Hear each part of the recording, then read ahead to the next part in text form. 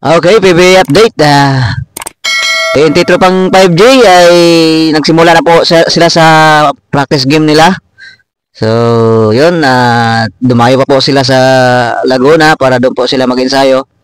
So, yan, pag-usapan po natin yan kung gaano po ka-importante yung Philippine Cup sa TNT Tropang Giga. Kaya napakatindi ng mga training na napapanood ko sa kanila ngayon. So, ayun mga katropa, panoorin po natin to.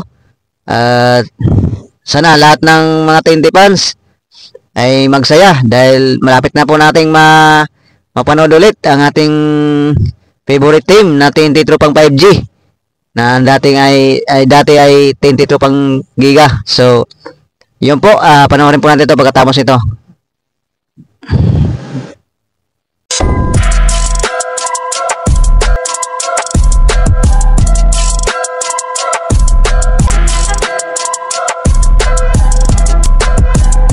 Okay, what's up? What's up? PBA update mga TNT Tropang 5G. Yan. Mga TNT fans, magingay. Yan. Ito po, malapit na po natin mapanood ulit ng ating napaka-paboritong team na TNT Tropang 5G. Yun. At yun na nga po, no? At nagsimula na po sa training camp ang TNT.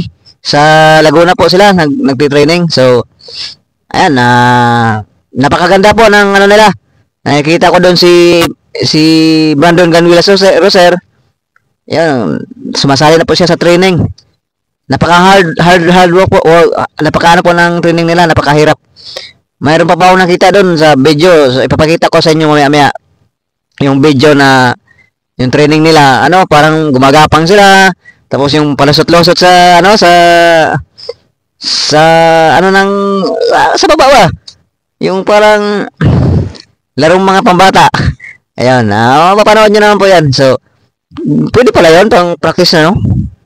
Grabe talaga to si Coach Tres, magaling talaga So, yung nga po, ay nag-training na nga po sila. So, nakita ko yung dating big man sa Hinebra. Yung maputi. Nakalain na pala sa atin yun. So, malaking bagay yun. Ngayong All Filipino. Malaki pala ang ating ngayon, mga player ng TNT Tropang Giga o ngayong All Filipino. Kasi nandyan po unang-una po si Kelly Williams, si Poy Eram, si Galinato, si Brandon Ganuelas Roser. Yung isa pa, yung galing sa Hinebra yung isa pa, yung isa na yun. Si din yun 6'7 ng height din nun or 6'8.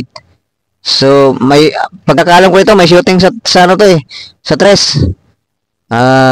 Yun, mga big man natin, mga pantapat kay John Marvardo at kay Japet. So, malakas pong lineup natin ngayon kasi Optana, Pugoy, Nambatak, Simon Enciso, si Razon, Heruela. Yan, mga gamit yan, mga player na yan. Ayan, sila Puyeram, si Galinato, si Brandon Ganuelas Roser, si Kelly Williams, sila yung galing sa Kim Auring, yan si Kim Auring. Yung galing sa Hinebra yung malaki.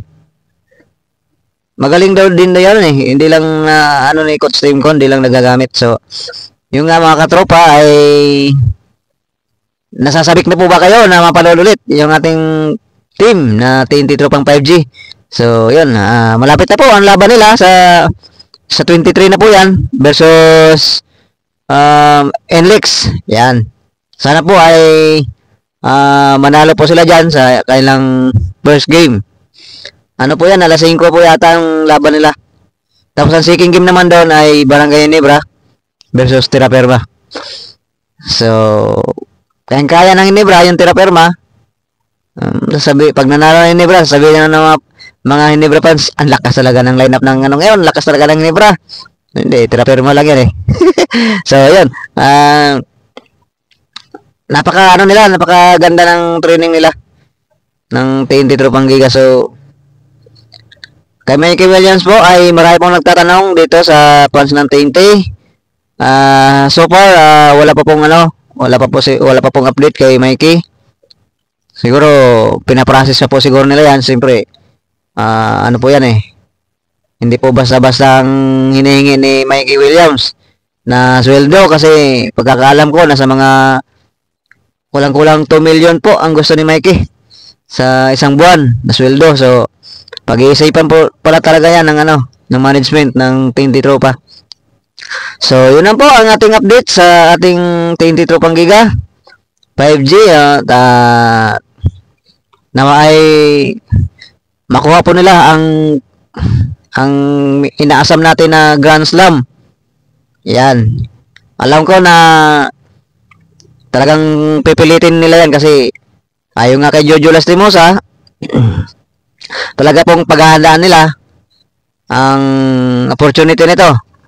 Kasi special po tong nangyayari sa TNT. Kasi mga ganyan pong daw, pag nakakuha ka ng tatlong sunod-sunod na championship, ay special po yan ng team na yan. So, yun nga po, hindi po nila sasayangin daw ang opportunity na makakuha ng Grand Slam at mapabilang sa mga team na nakapag Grand Slam. So, yan, talagang porsigido po sila na kuhanin yung Grand Slam ngayon, All Filipino Cup. So, hindi po ba yan mahirap kasi nandiyan po ang San Miguel, Meralco, Barangay Nebra, tsaka Magnolia, Reno Shine, Converge, malakas po yan. So, yan lang pong malaking hadlang sa atin dyan, yung San Miguel, tsaka yung Nebra. Yun. Yun lang po at maraming salamat sa inyong panonood mga TNT fans dyan at sa kung sino man pong pumasok dito. Yun. Kung mga sa ibang team kayo, ibang team fans kayo, o pumasok kayo dito, maraming salamat po sa inyong panonood. At kung hindi pa po kayo nakapag-subscribe guys, mga TNT fans dyan, kung hindi pa po kayo nakapag-subscribe sa ating YouTube channel ay i-subscribe nyo na po ang channel na ito at i-like and share para dumami po po tayo. At yung nga po dumadami po yung subscribers din natin. Maraming salamat po. Kung hindi po sa inyo ay hindi po angat yung ating bilang ng subscribers. Yun lang po at maraming salamat and God bless all. At ingat po kayong lahat at paratilihin po nating magdasal lagi sa araw-araw at pasalamat sa Diyos sa mga pagpapala na pinagkaloob niya sa atin. Okay? Maraming pong salamat ulit. Ito ang inyong tagapaglingkod, Banjo Vlog TV. Okay, bye-bye.